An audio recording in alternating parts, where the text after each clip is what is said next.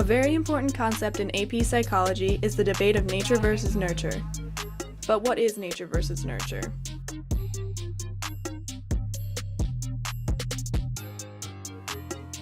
This is a common debate among psychologists, questioning whether genetic factors or environmental factors are more influential in human development.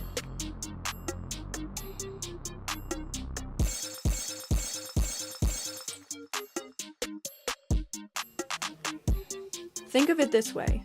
If a child has an Einstein-level IQ, is it due to his genetics, or is it due to the way his parents raised him? In reality, it's a combination of both nature and nurture that would develop such a phenomenon.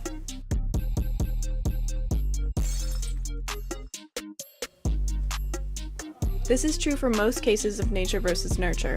This has been confirmed through studies of identical twins. In these studies, researchers have found about 50% correlation between identical twins reared apart in traits such as intelligence, personality, and mental illness.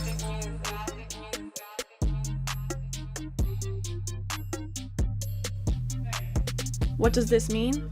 It means that two genetically identical people will share a 50% similarity in those traits, even when raised in different environments. From these studies, scientists have been able to conclude that in most situations, nature holds 50% of influence and nurture holds 50% of influence.